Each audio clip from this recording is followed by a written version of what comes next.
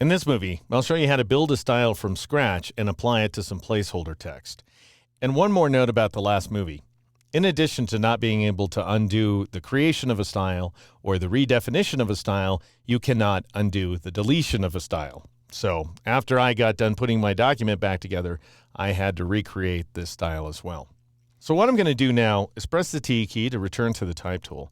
And I'm going to click on the In the Air layer for a moment, just to establish that Sego's script at 50 points is my default font. Then I'll switch back to the background layer, because that's the kind of thing that happens. I don't really want it to be, but that's the kind of stuff that happens routinely in Photoshop. And I want to create a new paragraph by dragging. But if I start dragging here, I'm going to select some text. So I'll go ahead and press the Escape key in order to undo that change, and then click on the background layer again. Notice the difference in the appearance of the cursor here.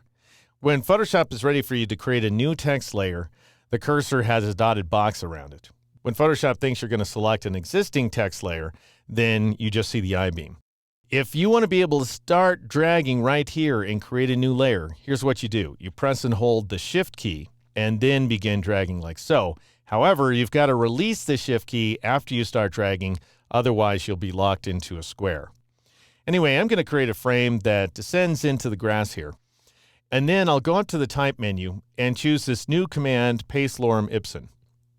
And we will have this ginormous text, which for some reason is showing up as black for me. It may show up as red for you. And this is obviously not what I want at all. In CS5 and earlier, you might have been tempted just to hit the Escape key and start over again and reset your formatting attributes before you create a new layer. However, now that we have paragraph styles, there's an easier way to work. So I'll go ahead and press the Enter key on the numeric keypad in order to accept that text, flawed as it is, and then I'll switch to my background image. In order to switch away from the text, I'll go to the Paragraph Styles panel, and I'll click on the little page icon to create a new style, and then I'll double-click on Paragraph Style 1 in order to open the dialog box. Let's go ahead and call this style Body Copy right from the beginning here.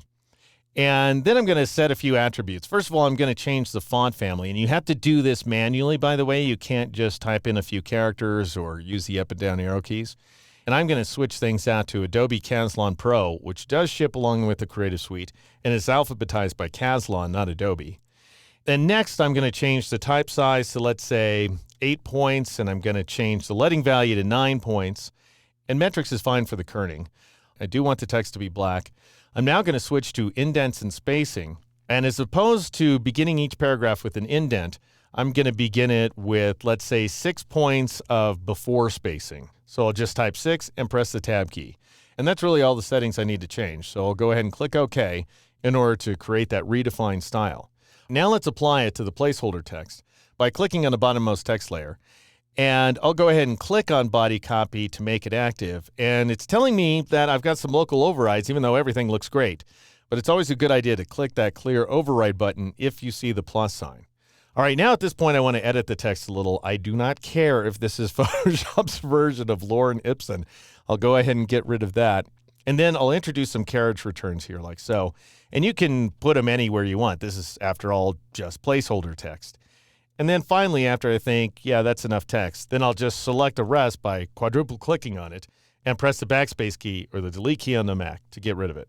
And then I'll press the Enter key on the numeric keypad in order to leave the text entry mode. All right, now I'm going to press Command-Shift down arrow a couple times in order to nudge this text down like so. Might take it even a little further to about right there. And now let's say, I'm thinking some more about this and there's some further modifications that I want to make. And so I think this time I'll apply my changes directly to the text.